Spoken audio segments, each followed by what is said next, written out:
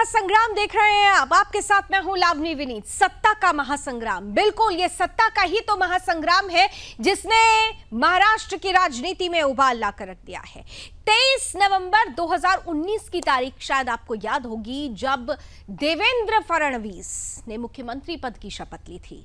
हालांकि 3 दिनों में ही, क्योंकि बहुमत नहीं जुटा पाए और आखिरकार 3 दिनों के बाद उन्हें इस्तीफा देना पड़ा था। लेकिन 1 दिसंबर 2019 को दोबारा उन्होंने सदन में एक बयान दिया था और बयान देते हुए एक कविता सुनाई थी। कहा था उन्होंने कि मेरी लहरों को किनारे से जाता हुआ देख, तुम किनारों पर घर मत बना लेना, मैं वो समुंदर हूं जो लौट कर आऊंगा। तो क्या महाराष्ट्र में देवेंद्र फडणवीस एक बार उसी समुंदर को आधार बनाकर लौट रहे हैं? और जो आधार दे रहे हैं वो दे रहे हैं एकनाथ शिंदे, क्योंकि जिस तरीके की परिस्थिति इस वक्त महाराष्ट्र में बनी हुई है, ये कहा जा रहा है कि उद्धव सरकार संकट में आ चुकी है, महाविकास आघाड़ी सरकार संकट में आ चुकी है। एकनाथ शिंदे बागी विधायकों के साथ गुजरात के सूरत में डेरा जमाए बैठे हैं और इधर महाराष्ट्र में सरकार में भूचाल आ चुका है। क्या एक बार फिर से कहा जा रहा है कि भारतीय जनता पार्टी यानी देवेंद्र फडणवीस उस समुद्र के रूप में दोबारा वापसी करने वाले हैं? और अगर ऐसा होने वाला है तो क्या उद्धव सरकार के दिन चले गए हैं? लेकिन इन सब के बीच शरद पवार, जो चाणक्य कहे जाते हैं राजनीति के, जिन्होंने स्पष्ट रूप से कह दिया है कि नेतृत्व किसी के भी हाथ में हो, महाविकास आघाड़ी सरकार चलती रहेगी। ये तमाम परिस्थितियां, इन परिस्थितियों में क्या महाराष्ट्र में होने वाला है, आज इसी पर हम खुलकर बहस करेंगे, चर्चा करेंगे। जो तमाम अपडेट्स आते रहेंगे हम आपको निरंतर पहुंचाते रहेंगे। लेकिन क्योंकि राजनीतिक भूचाल आया हुआ है तो राजनीतिक गलियारों में भी हलचल है, प्रतिक्रियाओं का दौर जारी है। सबसे पहले कुछ महत्वपूर्ण प्रतिक्रियाएं और फिर चलते हैं अपने आज के अतिथियों के पास। देखिए, मैं तो कहता हूं कि आजादी का 75वां वर्ष है। प्रधानमंत्री जी और उनकी पार्टी कहते हैं अमृत वर्ष मना रहे हैं, 75 साल। तो आप ये उदाहरण पेश कर रहे हैं, एक चुनी हुई सरकार जो चल रही थी ठीक से, उसको डर्टी ट्रिक्स डिपार्टमेंट से पहले आपने परेशान करने की कोशिश की। अब ये आपकी नई परिपाटी जो आपने विकसित की है, उसका खेला हम फिर देख रहे हैं। तो ये बात सनद रहे कि इस तरह की परिपाटी को जब आप अपने कौशल में रख लेते हैं ना, एक दिन आप भी इसकी इज्जत में आइएगा। कहाँ आइएगा, कब आइएगा, ये जनता तय कर दे। बिल्कुल थोड़ा सा तूफान जैसा आया है महाराष्ट्र के जो है हमारे राजनीति में, मगर मैं समझता हूँ कि तूफान आता है तो तूफान कम भी हो जाता है, शांत भी हो जाता है। तो शाम तक जो है या कल तक जो है ये सारी बातें जो है शांत हो जाएगी, ऐसा मुझे लगता है। इन सबके बीच एक बड़ी खबर आ रही है, सीधे रुक कर लेते हैं इस वक्त की ब्रेकिंग न्यूज का। जो महत्वपूर्ण महाराष्ट्र में उठापटक चल रही है उससे जुड़ी हुई ब्रेकिंग न्यूज जरा जल्दी से लेकर आए। इस वक्त की बड़ी और अहम खबर, उद्धव सरकार के दूत के रूप में सूरत के होटल में जहां पर एकनाथ शिंदे और बागी विधायक की मौजूदगी है, वहां पर मिलिंद नार्वेकर पहुंचे हुए हैं जो उद्धव ठाकरे के पीए हैं, बहुत करीबी माने जाते हैं। और इसके साथ साथ रवि पाठक, ये 2 महत्वपूर्ण लीडर्स पहुंचे हुए हैं शिवसेना की तरफ से। एकनाथ शिंदे और जो बागी विधायक हैं जो सूरत के लिए मेरिडियन होटल में उपस्थित हैं, उनसे इस वक्त ये मुलाकात चल रही है। और ये मुलाकात क्या कुछ महत्वपूर्ण संदेश लेकर पहुंचे हुए हैं? क्या एकनाथ शिंदे को मनाने की कवायद शुरू की जा चुकी है? और इन सबके बीच क्योंकि 6:30 का भी वक्त होने वाला है, 6:30 बजे डिप्टी सीएम अजीत पवार के साथ उद्धव ठाकरे की मीटिंग होनी है। इसके बाद 7 बजे तमाम सांसदों के साथ मीटिंग होनी है। उससे पहले 2 विशेष दूतों का उद्धव ठाकरे के जो बहुत करीबी हैं उनका सूरत भेजकर एकनाथ शिंदे से कुछ महत्वपूर्ण संदेश पहुंचाकर तमाम परिस्थिति को एक बार फिर से पटरी पर लाने की कोशिश हो रही है। लेकिन क्या एकनाथ शिंदे इस मूड में हैं? क्या जो मैसेज पहुंचाया जा रहा है उसका बड़ा असर होगा? ये भी सवालों के घेरे में आ चुका है। और आइए इसी ब्रेकिंग के साथ हमारे साथ अब मेहमानों का सिलसिला भी जुड़ने का सिलसिला शुरू हो चुका है। स्क्रीन पर लेकर आए हमारे साथ इस वक्त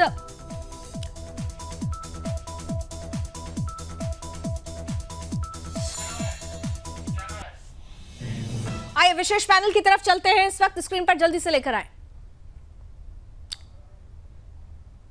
हमारे साथ इस वक्त मैं देख पा रही हूं रमेश ठाकुर साहब जुड़ चुके हैं, जो हमारे राजनीतिक विश्लेषक हैं। बहुत बहुत स्वागत। हमारे साथ इस वक्त जयंत माइडकर साहब भी जुड़ रहे हैं। माफ कीजिएगा, संदीप जी हमारे साथ इस वक्त जुड़ रहे हैं, ज्यादा राजनीतिक विश्लेषक हैं। और मैं रमेश ठाकुर जी आपके साथ शुरुआत करती हूँ। जरा मुझे गेस्ट के नाम दोबारा मैं पैनल से कहूंगी कि मुझे दें, क्योंकि क्लैरिटी नहीं हो पा रही है मुझे। मैं रमेश ठाकुर साहब को इस वक्त देख पा रही हूँ और मैं रमेश ठाकुर जी के साथ ही कंटिन्यू अभी करना चाहूंगी। रमेश जी, सबसे महत्वपूर्ण, क्योंकि महाराष्ट्र की राजनीति को आप बहुत करीब से समझ पाए हैं और देख भी पाए हैं, आज की परिस्थिति, क्या वो समुंदर जो देवेंद्र फडणवीस अपने आप को कहा करते थे, वो समुंदर लौट कर आने वाला है?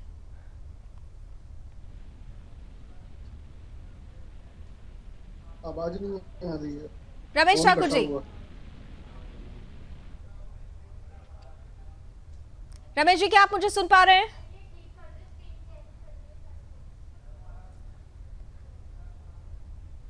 संदीप जी हमारे साथ हैं। संदीप जी क्या आप मुझे सुन पा रहे हैं? जी बोलिए। संदीप जी, महाराष्ट्र की राजनीति बिल्कुल बदली हुई तस्वीर, क्या उद्धव सरकार के दिन उभर गए हैं? जी, अभी तक तो तस्वीर सामने आ रही है, उससे साफ नजर आ रहा है कि अब उद्धव सरकार चलना मुश्किल है और जल्दी ही ये गिर जाएगी। बस सिर्फ इंतजार इस बात का हो रहा है कि बीजेपी पिछली गलतियां नहीं दोहराना चाहती। जिस तरह उसने हड़बड़ी में पिछली बार सरकार बनाई थी और बाद में सरकार गिर गई थी, तो इस बार कम से कम इस बात की पूरी ठोक बजाकर बीजेपी सुनिश्चित कर लेना चाहती है कि जो विधायक टूट कर आ रहे हैं वो जेन्युइन है और वो सच में बाहर आना चाहते हैं। इसलिए इंतजार हो रहा है, कहा यह जा रहा है कि उन सारे विधायकों की परेड अमित शाह के सामने कराई जाएगी और उसके बाद ही एक चिट्ठी जाएगी गवर्नर हाउस में और फिर गवर्नर हाउस से राष्ट्रपति शासन या फिर आगे सरकार को गिराने की प्रक्रिया शुरू होगी। लेकिन इतना समझ में आ गया है फिलहाल कि अब जो लोग यहाँ से छोड़ के गए हैं उनके वापसी की कोई संभावना नहीं। मिलिंद नार्वेकर की बैठक समाप्त हो गई है। मिलिंद नार्वेकर से भी यही कहा है उन तमाम नेताओं ने कि यदि बीजेपी के साथ सरकार बनाते हैं तो वो जाने तैयार हैं, वो एनसीपी और कांग्रेस के साथ जाने को तैयार नहीं है। एक ऐसी पोजीशन है जिस पर उद्धव ठाकरे की मुश्किलें बढ़ गई हैं, क्योंकि उद्धव ठाकरे खुद नहीं कह सकते कि वो बीजेपी के साथ जाएंगे।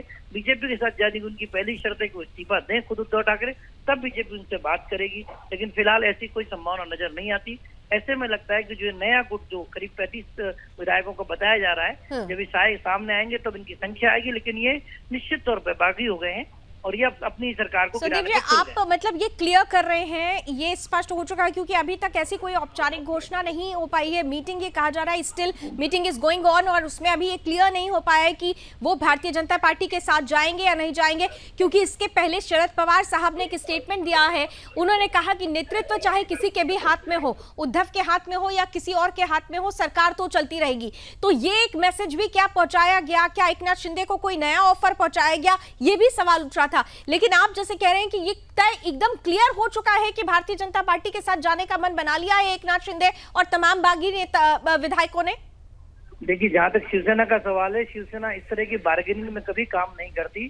शिवसेना बिल्कुल नहीं चाहेगी कि वो मुख्यमंत्री का पद एकनाथ शिंदे को दे और सरकार बचाए। यदि ऐसा कुछ होता है तो शिवसेना का यहाँ पर पूरी तरह राजनीतिक आधार समाप्त हो जाएगा और शिवसेना ऐसी कोई गलती नहीं करेगी जिसमें वो बार्गेनिंग करे। तो फिर मिलिंद नार्वेकर जो उद्धव ठाकरे के पीए हैं, उनको भेजने का क्या उद्देश्य हो सकता है आपके नजरिए से, अगर समझना चाहो? देखिए, बहुत बार राजनीतिक आपको एक तरीके से पोजीशनिंग लेनी पड़ती है कि हमने मनाने की कोशिश की लेकिन वापस नहीं आए, तो अब हम उनको छोड़कर बाकी लोगों को मनाने की कोशिश करेंगे। राजनीतिक तौर पर संदेश देने की प्रक्रिया होती है और बाकी शिवसैनिक विधायक जो जाना चाह रहे हैं एकनाथ शिंदे के साथ, उनको रोकने की भी कोशिश है कि हम एकनाथ से बात कर रहे हैं।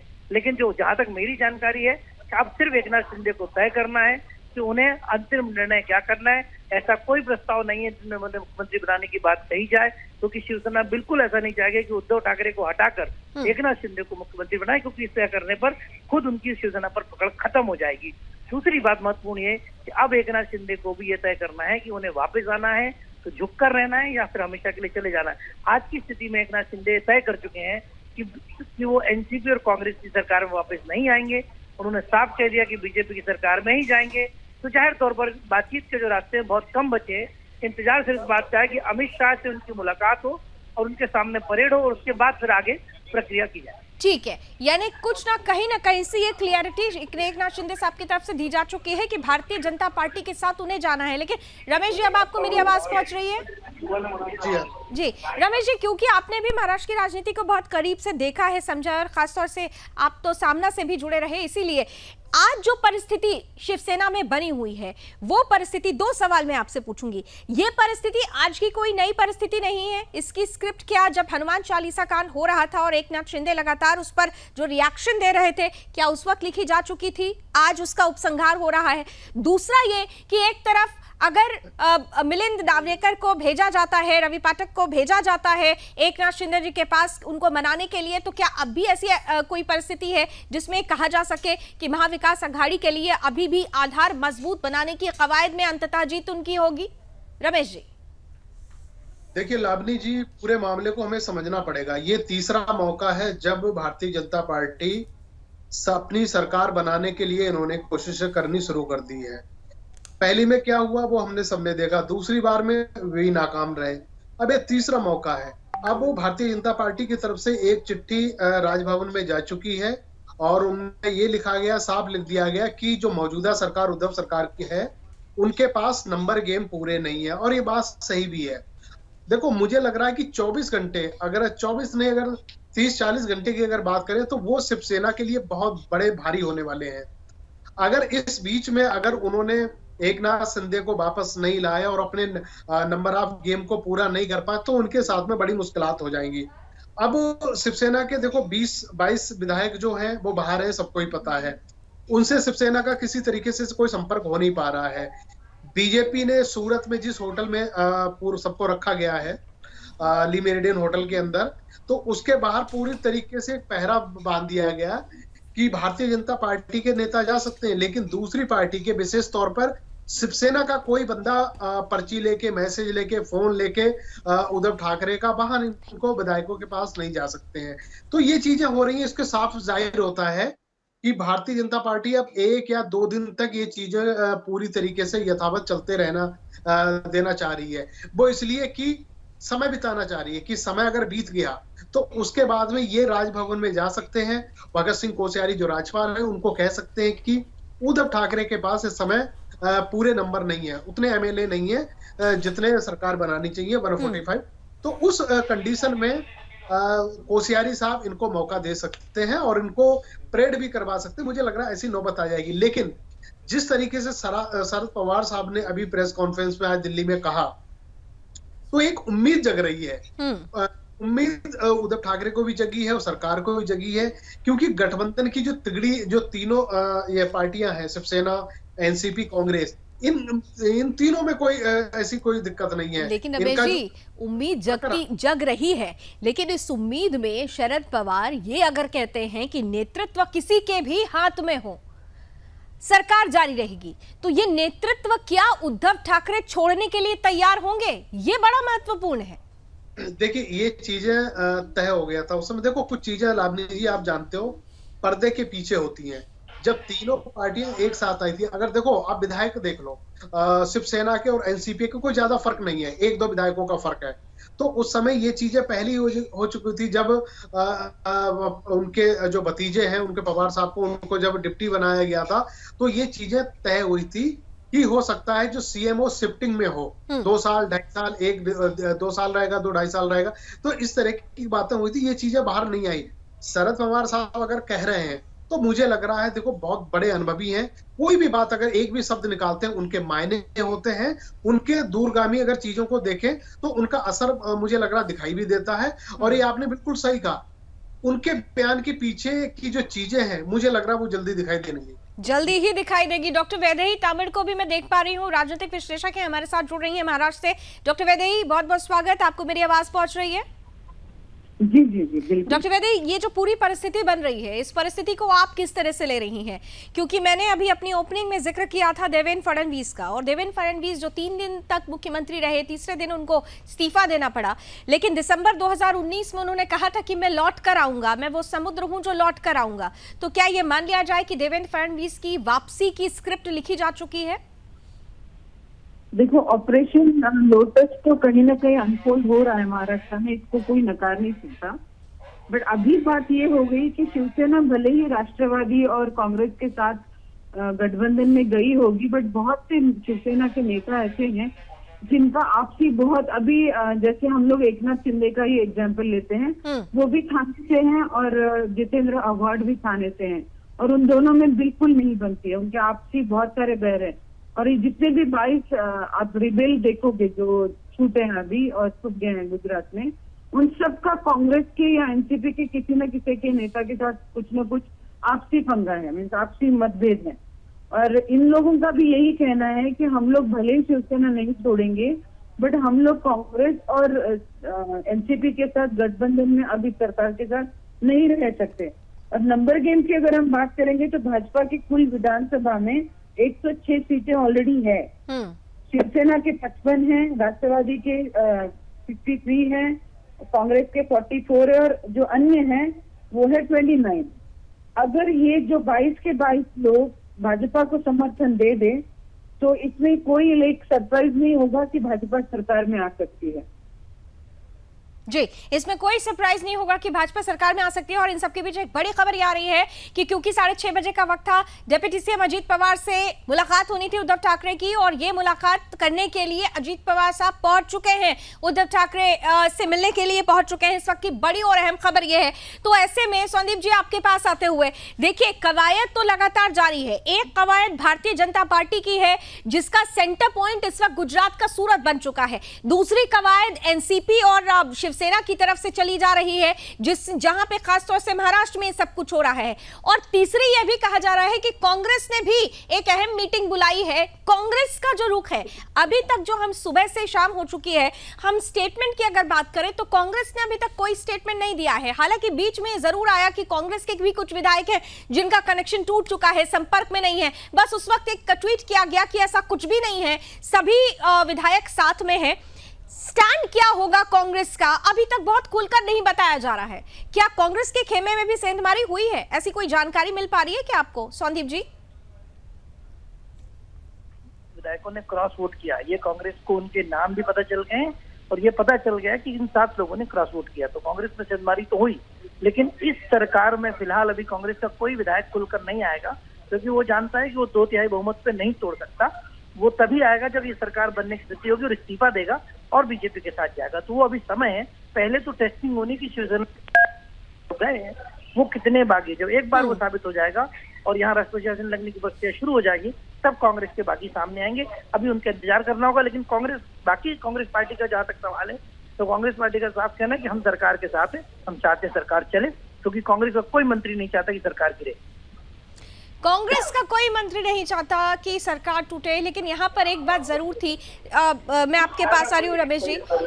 जब ये सरकार बन रही थी, जब महाविकास आघाड़ी का पूरा बेस तैयार हो रहा था, उस वक्त कॉमन मिनिमम प्रोग्राम पे चर्चा हुई, जिसमें खास तौर से तुष्टीकरण की राजनीति की झलक दिखाई दे गई थी। और उस वक्त ही ये लग रहा था कि ये जो जिस बेस पर ये सरकार बन रही है, कहीं ना कहीं सामने आकर एक वक्त आएगा जब आइडियोलॉजी को लेकर, क्योंकि उद्धव ठाकरे तो चलिए उनको कुर्सी चाहिए थी, कुर्सी मिल रही थी, लेकिन जो दूसरे शिव सैनिक हैं वो आइडियोलॉजी को लेकर कहीं ना कहीं से असंतुष्ट होंगे और इस असंतोष की आग सामने दिखाई देगी। और वैसा ही ये कहा जा रहा है। एकनाथ शिंदे अगर ये कहते हैं कि हम सच्चे शिव सैनिक हैं, हम बाला साहब ठाकरे के उत्तराधिकारी हैं, हम उस आइडियोलॉजी को लेकर आगे बढ़ रहे हैं, तो फिर तो यहाँ स्पष्ट है ना कि झगड़ा किस बात का है। यहाँ स्पष्ट हो जाता है कि सरकार क्यों अल्पमत में जा रही है। लावनी जी, मुझे लगता नहीं है कि राजनीतिक चीजों में अब कोई नैतिकता वाली कोई बात रह गई है। नैतिकता बिल्कुल नहीं रही है। जिस पार्टी में या जिस नेता को कोई अच्छा ऑफर मिलता है, वो झट से 1 मिनट नहीं लगाता है, वो पार्टी बदल देता है। ये हमने काफी समय से देखते आ रहे हैं और ये सिलसिला मुझे लग रहा अब कुछ ज्यादा ही बड़ा है।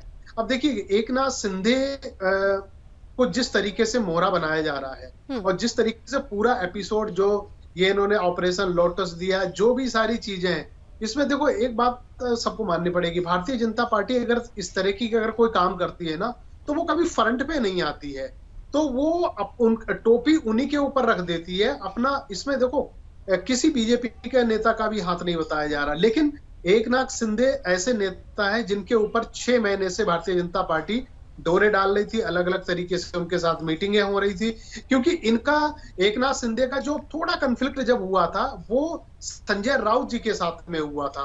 तो उसको ये बहाना कह सकते हो, कुछ भी कह सकते हो। बाकी उद्धव ठाकरे से लेके और सरकार से लेके ऐसी कोई उनकी ऐसी बात नहीं थी, सब बढ़िया चल रहा था।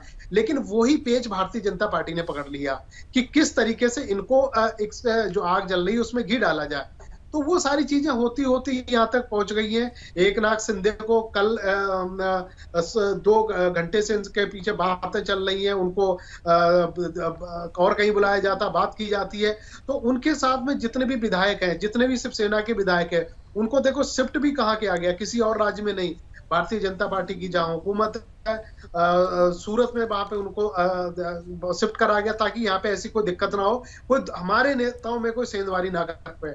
तो भारतीय जनता पार्टी ने ये जो इस समय जो गेम खेला है, तो मुझे लग रहा हो सकता है इसमें वो सफल भी हो जाए, क्योंकि 2 बार में तो असफल रह चुके थे। अब नंबर गेम में ये लोग पास हो जाएंगे, क्योंकि देखो भारतीय जनता पार्टी सबसे बड़ी पार्टी, ये मानना पड़ेगा। चुनावों में उन्होंने 106 सीटें जीती हैं और जनता भी चाह रही थी कि भारतीय जनता पार्टी की सरकार बने। लेकिन रमेश जी, भारतीय जनता पार्टी पर सब आरोप लगा रहे हैं, लेकिन भारतीय जनता पार्टी में डॉक्टर वैदे के पास आऊं और फिर आपके पास आती हूँ। डॉक्टर वैदे, भारतीय जनता पार्टी पर यह आरोप लगाया जा रहा है, लेकिन भारतीय जनता पार्टी कह रही है कि हम तो यहाँ है ही नहीं। हम अगर ये देख रहे हैं कि शिवसैनिक अगर संतुष्ट नहीं है और वो शिवसेना सरकार छोड़ना चाहते हैं, वो अलग होना चाहते हैं, तो फिर हम क्यों नहीं इस चीज का फायदा उठाएंगे, हम क्यों नहीं उनसे मुलाकात करेंगे। लेकिन तोड़ने में कोई भूमिका नहीं, ऑपरेशन लोटस को खामखा बीच में लाया जा रहा है। डॉक्टर वैदे, आई थिंक डॉक्टर वैदे से हमारा संपर्क टूटा है। सोनदीप जी, आपने मेरा सवाल अगर सुना हो तो प्लीज आप जवाब दें। आइए चलिए रमेश जी, तो आप ही बता दीजिए, क्या फिर जो ये आरोप लगाया जा रहा है उसको निराधार भारतीय जनता पार्टी पूरी तरह से कह रही है कि ये जो परिस्थिति बनी, हम उसके बाद सरकार बनाने के लिए आगे बढ़ रहे हैं, लेकिन परिस्थिति जो बनी है उसके लिए हम जिम्मेदार नहीं है। देखिए लावनी जी, मैंने पहले भी कहा भारतीय जनता पार्टी इसमें फ्रंट पे नहीं आएगी, और फ्रंट पे आके कोई अपने ऊपर आरोप नहीं लेगी, और लेगी तो उसको बहुत ज्यादा नुकसान उठाना पड़ेगा। क्योंकि देखो राजनीतिक पार्टियों में और जब चीजें बनती हैं, बिगड़ती हैं और सरकार बनाने का जब मौका आता है, तो हर एक पार्टी पाक साफ रहना चाहती है। शिव सैनिक ऐसा क्या हुआ जो एक दिन में। ठीक है रमेश जी, मैं आपके पास आती हूँ। इस वक्त एक बड़ी खबर आ रही है, जरा रुक कर लेते हैं। राव साहब दानवे मुंबई पहुंच चुके हैं। बागी नेताओं से मुलाकात करने की बात कही जा रही है और मुंबई पहुंचे हुए हैं राव साहब दानवे, और ये कहा जा रहा है कि जो बागी नेता है उनसे मिलने के लिए वो सूरत जा सकते हैं, क्योंकि बागी नेता सूरत में है। मुंबई में दरअसल जो उठापटक मची हुई है इस पर सभी की नजर है, और अब ये कहा जा रहा है राव साहब दानवे जो पहुंच सकते हैं सूरत मुलाकात करने के लिए बागी नेताओं से। रमेश जी, आप कंटिन्यू करें प्लीज। तो मैं वही कह रहा था, देखिए कि इसमें भारतीय जनता पार्टी बहुत हो जाए जिसमें हमारी जो पूरी स्क्रिप्ट है वो एक्सपोज हो जाए, सबको पता चल जाए। देखिए एकनाथ शिंदे के ऊपर कुछ चार्जेस भी हैं, उनके ऊपर कुछ ऐसे मामले भी दर्ज हैं जिसमें शिवसेना के लोग अभी ये भी कह रहे हैं कि शायद ईडी का उनके ऊपर कोई छापा पड़ सकता है या और कोई एजेंसियां उनको कैप्चर कर सकती। इस डर के मारे उन्होंने ये सब करा। लेकिन सबसे बड़ी बात है, ये 22, 25, 26 विधायक उनके साथ में होने का दावा किया जा रहा है, और ये बात अब खुल भी गई है कि इतने विधायक उनके साथ में हैं। आप देखो, एक के ऊपर डोरा डाल सकते हो, 2 पे डाल सकते हो। रमेश जी, मैं सॉरी आपको बीच में इंटरप्ट कर रही हूँ, मैं आपके पास आती हूँ, लेकिन थोड़ा अपडेट्स ले लेते हैं क्योंकि हमारे साथ सहयोगियों के जुड़ने का सिलसिला भी लगातार जारी है। भारतीय जनता पार्टी को लगातार कवर करते रहे मेरे सहयोगी सौरभ तिवारी इस वक्त जुड़ रहे हैं ज्यादा जानकारी के साथ। सौरभ, क्या अपडेट आपके पास है? सौरभ, निकल के सामने आ रही है। एक तो जो बीजेपी की पार्लियामेंट्री बोर्ड की बैठक है वो बताया जा रहा है कि अब से कुछ देर बाद शुरू होगी। जो देश के गृह मंत्री हैं, बीजेपी के वरिष्ठ नेता हैं अमित शाह, वो भारतीय जनता पार्टी के मुख्यालय पहुंच गए हैं। और जो दूसरी बड़ी खबर ये है कि जो केंद्र सरकार के मंत्री हैं, महाराष्ट्र के बीजेपी के कद्दावर नेता हैं राव साहब दानवे पाटिल, वो सूरत पहुंचे हुए हैं और वो जो एकनाथ शिंदे हैं उनसे मुलाकात करेंगे। जो शिवसेना के जो बागी नेता हैं जो ली मेरिडियन होटल में ठहरे हुए हैं, उनसे जाकर मुलाकात करेंगे। तो कहीं ना कहीं अब 2 खबरें ये है कि बीजेपी पार्लियामेंट्री बोर्ड की बैठक होने वाली है आज, और दूसरे केंद्र सरकार के जो मंत्री हैं महाराष्ट्र बीजेपी के राव साहब दानवे, रेल राज्य मंत्री हैं, वो सूरत पहुंचे हैं और जाके मुलाकात करेंगे। सौरभ, एक तो चीज बड़ी थोड़ा खबर- क्लियर करिए, क्योंकि थोड़ी देर पहले जो खबर आई थी उसके अनुसार गृह मंत्री अमित शाह और राष्ट्रीय अध्यक्ष जेपी नड्डा दोनों ही शाम को सूरत पहुंचने वाले थे। इस बाबत क्या कोई जानकारी, प्रोग्राम में कोई चेंजेस हुआ है? जी देखिए, बीजेपी की तरफ से यही कहा जा रहा है कि जो 2019 में जल्दबाजी में बीजेपी ने देवेंद्र फडणवीस के कहने पर फैसला लिया था, वो गलती इस बार बीजेपी नहीं करना चाहती है, क्योंकि बीजेपी की कितनी फजीहत हुई थी 2019 में लाउनी आपने और हमने देखा था। तो अब देखिए, जाहिर सी बात है कि अब बीजेपी कोई भी कदम है वो फूक फूक कर रह जाती है।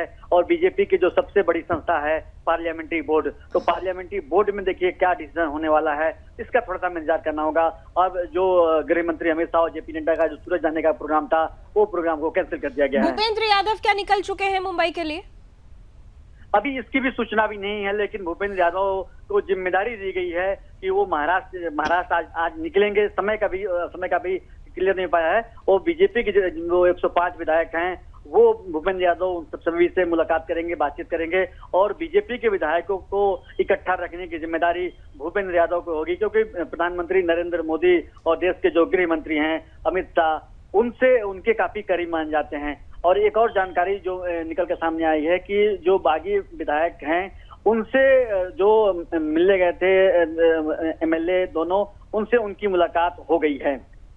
जी, तो उनसे मुलाकात मिलिंद नार्वेकर की हो गई और उन्होंने 22 विधायकों की जो चिट्ठी है जिसमें एकनाथ शिंदे साहब को विधायक दल के नेता पद से हटाने के लिए सिग्नेचर किया गया, वो लेटर भी उनको दिया गया है, जो हमें खबर मिल रही है। इसके साथ साथ सौरभ ने अभी बताया कि अमित शाह, गृहमंत्री Amit Shah central parliamentary board के साथ मीटिंग करेंगे यहाँ पर। इसके साथ ही साथ राव साहब दानवे जो केंद्रीय राज्य मंत्री हैं, वो सूरत पहुंच रहे हैं बागी नेताओं से मिलने के लिए। और साथ ही साथ भूपेंद्र यादव, जिनको महाराष्ट्र पहुंचने के लिए कहा गया था, लेकिन अभी जो मीटिंग होगी उसके बाद क्या डिसीजन होता है, सौरभ आप नजर बनाकर रखिएगा।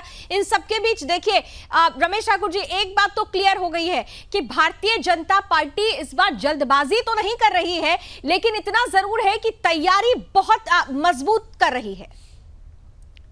नहीं, इसमें कोई दो राय नहीं है। देखिए, फडणवीस साहब को इस बार उन्होंने पूरी पार्टी को विश्वास में लिया है और पूरी पार्टी को इस बार उन्होंने कहा है कि पिछली दफे जो हुई थी जल्दबाजी वो नहीं हो पाएगी। अब जिस तरीके से रात सुबह से ही जो फ्लाइटें कोई सूरत जा रही हैं, मुंबई जा रही हैं, मुंबई से दिल्ली आ रही हैं, ये जिस तरीके से खलबली इस समय भारतीय जनता पार्टी में मची हुई है, मीटिंगों का दौर चल रहा है, पार्लियामेंट्री उनकी मीटिंग बैठने वाली है और अमित शाह लगातार नेताओं के जो महाराष्ट्र के हैं उनके टच में हैं। उसके बाद में पूरी की पूरी पार्टी इस समय इनकी भारतीय जनता पार्टी की लगी हुई है, जबकि आज एक बहुत बड़ा इंपॉर्टेंट दिन भी है इनके लिए, क्योंकि 23 तारीख को चुनाव होना है, विधानसभा उपचुनाव जैसे आजमगढ़ का हो गया, संगरूर का हो गया, उसमें आज आखिरी दिन है चुनाव प्रचार का। उसमें ये लोग ध्यान नहीं दे रहे, सबसे ज्यादा ध्यान इस समय दे रहे हैं महाराष्ट्र में। मुझे लग रहा है इस बार जो चीजें हैं वो शायद इनके फेवर में आती दिख रही हैं। जिस तरीके से नंबर गेम की हम लोग बात कर रहे हैं, 106 इनके पास ऑलरेडी हैं, तो इनको 40 करीब में 40 या 39 सीटों को इनकी जरूरत पड़ेगी, और जिसमें बागी तो और इन सब की एक बड़ी खबर इन सब के बीच आ रही है। उद्धव ठाकरे की बैठक में एक प्रस्ताव पास किया गया है। 55 में से 22 विधायक ही उद्धव की बैठक में मौजूद रहे। देखिए, सबसे इंपॉर्टेंट ये है क्योंकि उद्धव ठाकरे कह रहे थे हमारे पास सभी विधायक हैं, लेकिन 22 विधायक की मौजूदगी रही। उद्धव के साथ बैठक में 22 विधायकों की ही सिर्फ मौजूदगी रही है। और इन सबके बीच एक प्रस्ताव, बड़ा महत्वपूर्ण प्रस्ताव जो था पहले, ये पास कर दिया गया इस बैठक में कि विधायक दल के नेता एकनाथ शिंदे अब नहीं रहे। सूरत में शिंदे से मिलकर मिलिंद नार्वेकर ने मुलाकात हो चुकी है और उन्होंने इन्हीं 22 विधायकों की सिग्नेचर किए हुए पत्र को उनको सौंप दिया है कि अब अजय चौधरी विधायक दल के नेता हैं, एकनाथ शिंदे नहीं है। हालांकि ये कहा जा रहा था कि जब मिलिंद नार्वेकर वहां पहुंचे हुए हैं तो एकनाथ शिंदे को मनाने की कोशिश होगी, उनको कुछ महत्वपूर्ण मैसेज दिया जाएगा, सरकार को स्थिर रखने के लिए वो कितना योगदान दे सकते हैं, इसे लेकर कुछ संदेश दिया गया हो सकता है। लेकिन अभी परिस्थिति कुछ और निकलकर सामने आ रही है। रमेश जी, जो बात आप कह रहे थे कि नंबर गेम में ही फंस गई है दरअसल वर्तमान सरकार, ये तमाम जो परिस्थिति, कहा जा रहा है कि ये आइडियोलॉजी की लड़ाई है, लेकिन यहां तो नंबर गेम ही नजर आ रहा है।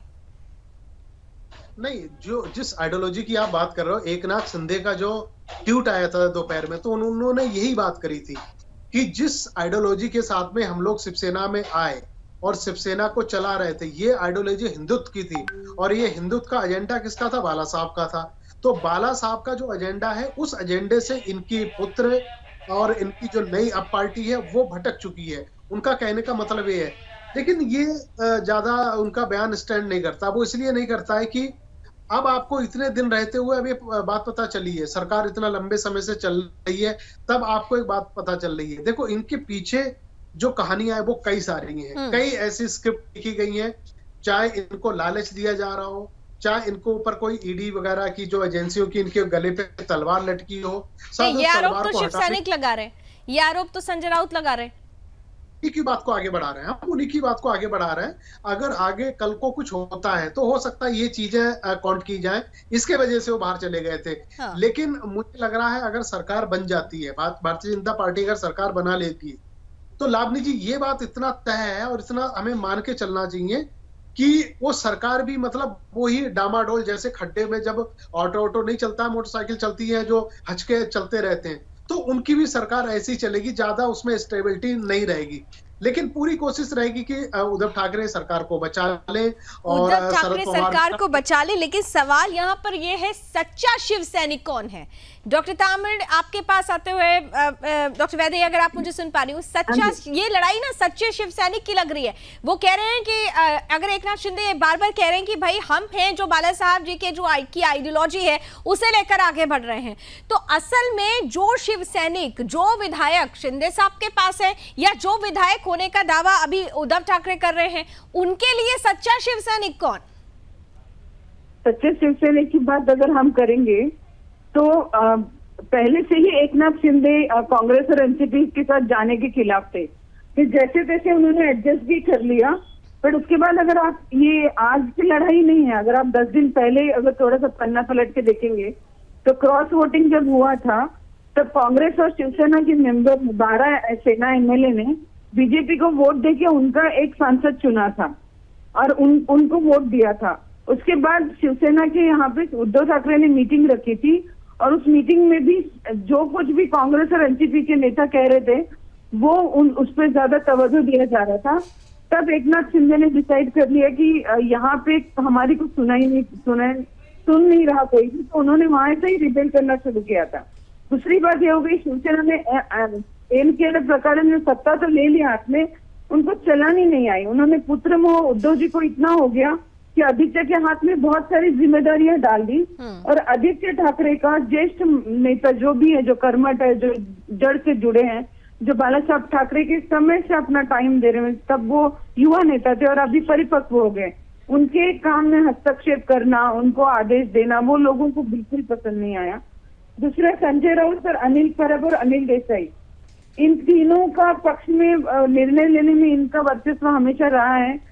वो भी एकनाथ शिंदे को बहुत खटकता था क्योंकि एकनाथ शिंदे ने अपना जो बेस्टन है, अपनी जो कॉन्स्टिट्यूंसी, अपना जो एरिया है, बहुत मजबूती से पकड़ के रखा आनंद विजय साहब के बाद। तो नटशेल में ये था कि उन्हें कांग्रेस और एनसीपी के साथ जाके पवार साहब के आदेश या कांग्रेस के आदेश या फिर आदित्य ठाकरे जैसे छोटे बच्चे के आदेश लेना वो नहीं चाहते थे। और एक बात ये थी कि शिवसेना के आमदारों को निधि नहीं मिल रही थी, जो वेलफेयर निधि होती है, जो भी कुछ उनके कामों के लिए पैसा आवंटित होना चाहिए था, वो नहीं हो रहा था। वो बार बार कंप्लेंट कर रहे थे, उसकी तरफ भी यानी आज अगर सरकार वो हो रही है, अगर अल्पमत में आ रही है, तो अंदरूनी कलह इसकी वजह हो सकती है। ये एक बड़ी खबर इस वक्त आ रही है, उद्धव पवार से बात करना चाहते थे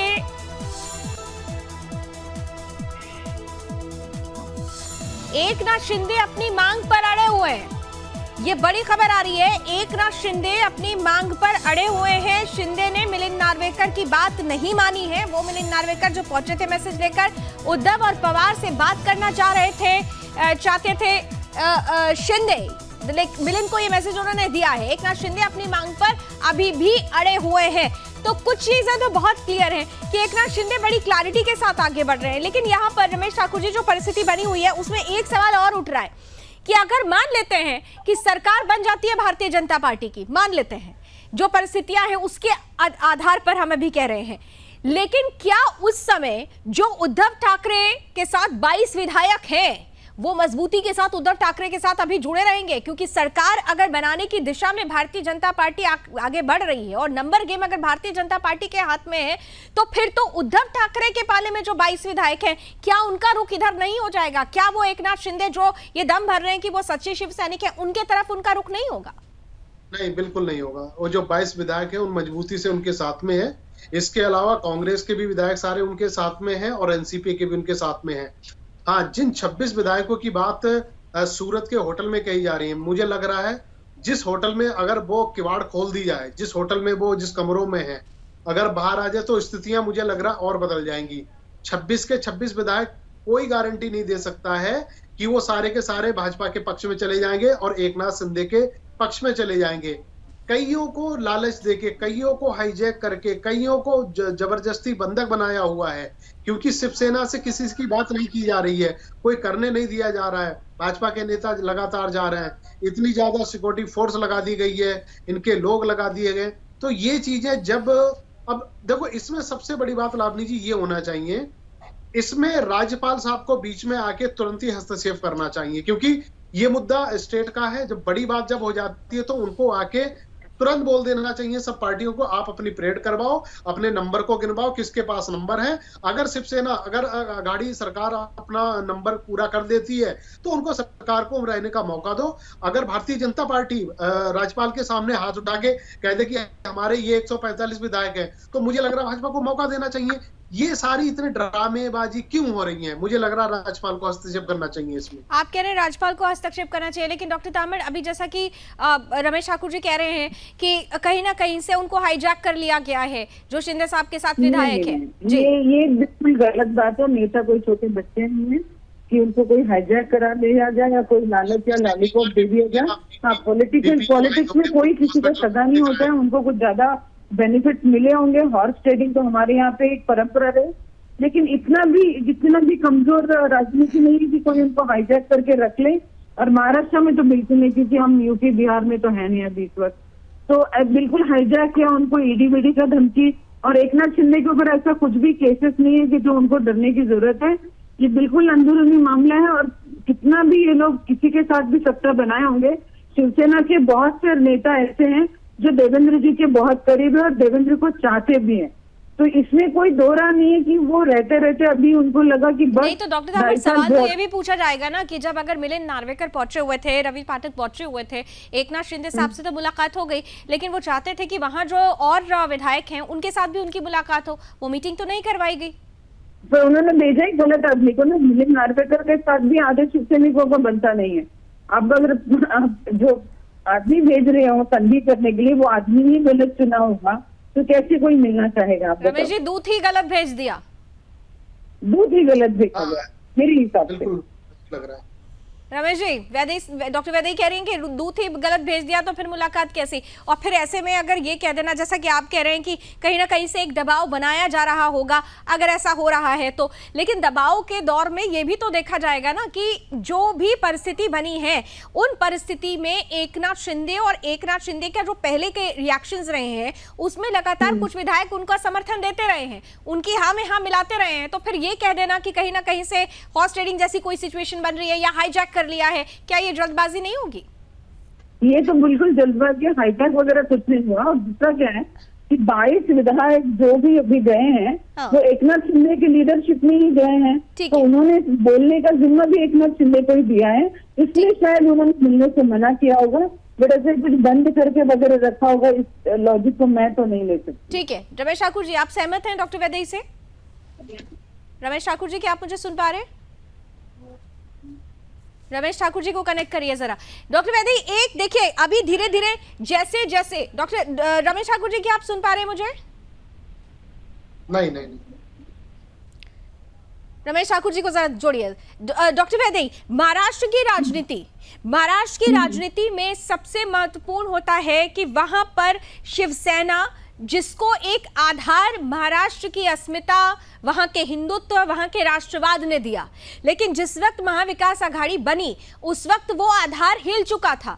उसी वक्त से क्या ये कहा जाने लगा था कि ये सरकार लंबी नहीं चलेगी।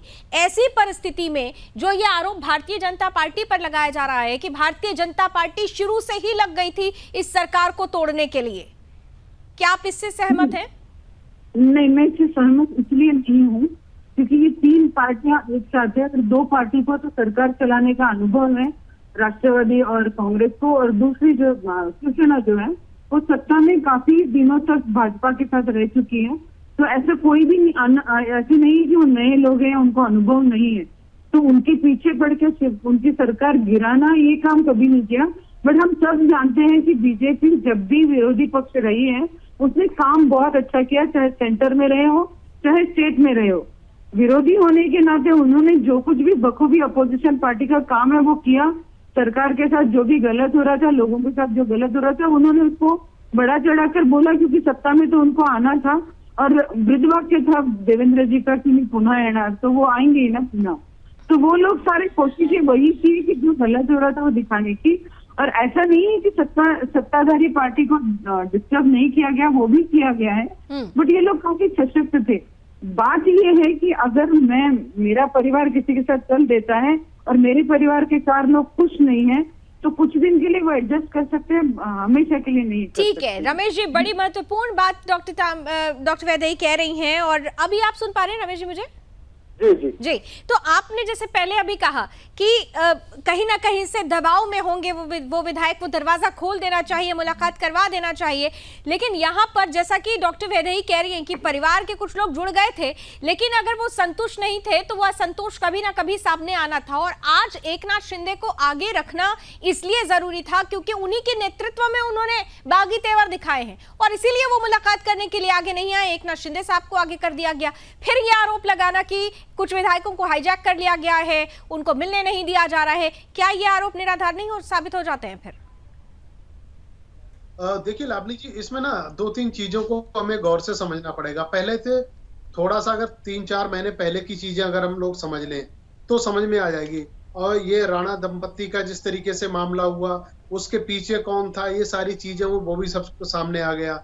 अब ये जो मामला हुआ, मैं पहले भी कह रहा हूं, देखो भारतीय जनता पार्टी इस बार बड़े मजबूती के साथ मैदान में है और ऐसे आदमी को इन्होंने चुना है शिवसेना के अंदर। ये कांग्रेस में भी सेंध लगा सकते थे, एनसीपी में भी लगा सकते थे, लेकिन नहीं, इनको चोट वहीं मारनी थी जिनके नेतृत्व में सरकार चल रही है। और ये बात सही है। कुछ लोग ये कह रहे हैं कि शायद एकनाथ शिंदे के बीच में पहले से कुछ चीजें चल रही थी, वो जब सरकार बन रही थी वो कांग्रेस के साथ नहीं जाना चाहते थे, एनसीपी के साथ नहीं जाना चाहते थे, अलग अलग विचारधारा की पार्टी थी, ये बात उठी थी उस समय। लेकिन मुझे लग रहा है उसके बाद में भी उनसे अलग से भी पूछा गया था कि आप आपकी नाराजगी बताओ, तो 2-1 दफे उन्होंने कहा नहीं, जो हुआ सो ठीक हुआ। लेकिन अचानक ये जो 6 महीने से जो चल रहा था, इसको शिवसेना नहीं भाप पाई, इसको अघाड़ी सरकार के लोग नहीं भाप पाए कि ये होने वाला क्या है। लेकिन लावनी जी देखो, महाराष्ट्र को जितना मैं करीब से जानता हूं, वहां की एक लीडरशिप बहुत अच्छी बात है। आप किसी भी पार्टी में हो, चाहे कोई कांग्रेस का हो चाहे शिवसेना का हो, वहां पे अपने जो व्यक्तिगत संबंध है उन पे कभी आँच नहीं आने देते हैं, खुल के मिलते हैं। चाहे किसी का कोई फंक्शन हो, कुछ भी हमने देखा है। अगर भारतीय जनता पार्टी का अगर तरफ से कोई फंक्शन हो रहा है तो उसमें शिवसेना के भी विधायक आपको देखने को मिलेंगे, एनसीपी को देखने को मिलेंगे। तब ये अच्छी सुचिता है राजनीति में।